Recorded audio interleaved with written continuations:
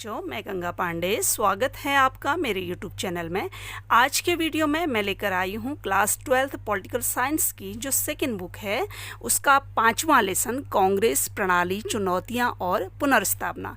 आज के टॉपिक पर हम बात करें उससे पहले मेरा आप सभी से अनुरोध है कि इस वीडियो को अधिक से अधिक शेयर कीजिएगा ताकि बच्चों को इसका फ़ायदा मिल सके, और डिस्क्रिप्शन में लिंक में जाकर आप पुरानी वीडियो को देख सकते हैं। तो चलते हैं आज के टॉपिक की ओर, जो है कांग्रेस प्रणाली, चुनौतियां और पुनर्स्थापना। जैसा कि हमने देखा कि आज़ादी के बाद कितने सालों तक हमारे देश की राजनीति में केवल कांग्रेस का दबदबा रहा, लेकिन बाद में कांग्रेस के सामने जो चुनौतियां आई और उसके बाद उसने कांग्रेस पार्टी ने अपने आप को फिर से कैसे स्टैब्लिश किया, इसके बारे में हम बात करेंगे इस चैप्टर में।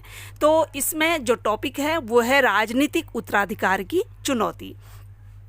तो 1964 के मई में क्या होगी थी, भारत के जो पहले प्रधानमंत्री थे नेहरू जी, उनकी क्या होगी थी, मृत्यु हो गई थी। अब जब नेहरू जी की मृत्यु होगी तो देश के सामने किसका प्रश्न आ गया कि नेहरू जी के राजनीतिक उत्तराधिकारी कौन होंगे, यानी नेहरू जी के बाद अगले प्रधानमंत्री देश के कौन होंगे। ये हमारे देश के सामने क्या आ गया था, संकट आ गया था। नेहरू जी की मृत्यु के बाद बहुत लोगों को संदेह था कि भारत में लोकतंत्र कायम भी रह पाएगा या नहीं रह पाएगा। ऐसी भी आशंका थी कि सेना का शासन तो भारत में नहीं आ जाएगा। लेकिन नेहरू के उत्तराधिकारी का सवाल इतनी आसानी से हल कर लिया कि आलोचक देखे ही रह गए। कांग्रेस अध्यक्ष के कामराज ने क्या किया, पार्टी के नेताओं से सलाह मशवरा किया और उन्होंने शास्त्री जी के नाम का प्रस्ताव रखा। तो शास्त्री जी का जो व्यक्तित्व था वो इस तरह का था कि पार्टी के अंदर उनके नाम का किसी ने विरोध तक नहीं किया और शास्त्री जी को क्या कर लिया गया, प्रधानमंत्री चुना गया। शास्त्री जी नेहरू जी के मंत्रिमंडल में मंत्री भी रहे थे और उनको लेकर कभी किसी किस्म का विवाद भी नहीं रहा था। शास्त्री जी अपनी सादगी और सिद्धांत निष्ठा के लिए बहुत प्रसिद्ध थे। एक सीधे साधे सरल स्वभाव के वो व्यक्ति थे। एक बार क्या हुआ था, एक बहुत बड़ी रेल दुर्घटना हो गई थी। तो रेल दुर्घटना के लिए शास्त्री जी ने अपने आप को जिम्मेदार समझा और रेल दुर्घटना की जिम्मेदारी लेते हुए, नैतिक जिम्मेदारी लेते हुए ये स्वीकार किया और शास्त्री जी ने रेल मंत्री के पद से क्या दे दिया था, इस्तीफा दे दिया था। तो इससे हम समझ सकते हैं कि शास्त्री जी का व्यक्तित्व कैसा रहा होगा, जबकि आज के समय में ऐसा हम सोच भी नहीं सकते। नेहरू जी की मृत्यु के तुरंत बाद गुलजारी लाल नंदा को क्या किया गया, कार्यवाहक प्रधानमंत्री की शपथ दिला गई। कार्यवाहक मतलब उनकी जगह पर जो कुछ समय के लिए कार्य कर सके। जैसा कि आप जानते हैं किसी प्रधानमंत्री की अचानक मृत्यु हो जाती है तो तुरंत ही दूसरे प्रधानमंत्री को नहीं चुना जाता, कितनी सारी फॉर्मेलिटी होती है। तब तक क्या किया जाता है, कार्यवाहक प्रधानमंत्री बनाया जाता है। तो नेहरू जी की मृत्यु के तुरंत बाद गुलजारी लाल नंदा को क्या बनाया गया था, कार्यवाहक प्रधानमंत्री बनाया गया था। कब तक, जब तक देश का अगला प्रधानमंत्री नहीं चुना जाता। तो शास्त्री जी 1964 से 1966 तक देश के क्या रहे थे, प्रधानमंत्री रहे।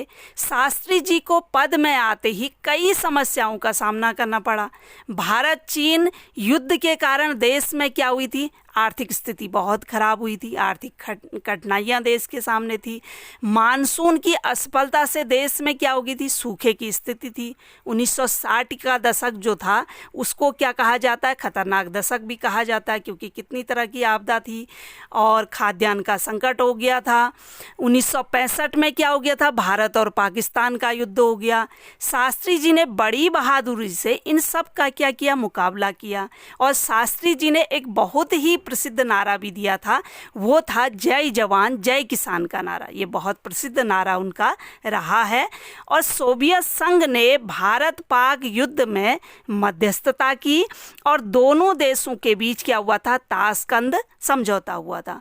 ताशकंद समझौता कब हुआ था, 10 जनवरी 1966 को। 1965 के भारत पाक युद्ध के बाद 10 जनवरी 1966 को क्या हुआ था, ताशकंद समझौता हुआ था किसके बीच में? लाल बहादुर शास्त्री और पाकिस्तान के अयूब खान के बीच में, जिसके अनुसार भारत ने पाकिस्तान के वे सभी इलाके, वे सभी क्षेत्र वापस कर दिए जो युद्ध में भारत ने जीते थे।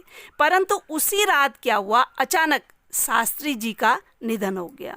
शास्त्री जी बहुत कम समय के लिए भारत के प्रधानमंत्री रहे, लेकिन उन्हें थोड़े से कम समय में ही बड़ी लोकप्रियता हासिल हो गई थी, लोकप्रियता उन्होंने हासिल की। तो आज के वीडियो की थोड़ी सी हम समरी ले लेते हैं। मैंने बताया कि हमारे देश की राजनीति में कांग्रेस का दबदबा था, लेकिन जब नेहरू जी की अचानक मृत्यु होगी तो देश के सामने ये संकट खड़ा हो गया कि नेहरू के बाद देश का अगला प्रधानमंत्री कौन होगा। लेकिन जब उस समय जो अध्यक्ष थे के कामराज, उन्होंने पार्टी के नेताओं से सलाह मशवरा किया तो पार्टी के अंदर कोई व्यक्ति ऐसा नहीं था, कोई नेता ऐसा नहीं थे जिन्होंने शास्त्री जी के नाम का विरोध किया हो। तो शास्त्री जी को अगला प्रधानमंत्री चुन लिया गया। लेकिन शास्त्री जी का जो व्यक्तित्व था वो बहुत ही सरल स्वभाव के थे, सादगी पसंद थे और सिद्धांत निष्ठा के लिए वो प्रसिद्ध थे। और उनके समय में जो रेल दुर्घटना हुई थी, उन्होंने स्वयं उसकी जिम्मेदारी लेते हुए पद से त्यागपत्र भी दे दिया था। और शास्त्री जी के प्रधानमंत्री बनने तक गुलजारी लाल नंदा को क्या की गई थी, कार्यवाहक प्रधानमंत्री की शपथ दिलाई गई थी। नेहरू जी जब प्रधानमंत्री बने तो उनके सामने बहुत सारी समस्याएं थी। उससे पहले 1962 का युद्ध हुआ था, मानसून की असफलता से देश में सूखे की स्थिति थी, खाद्यान्न का संकट था।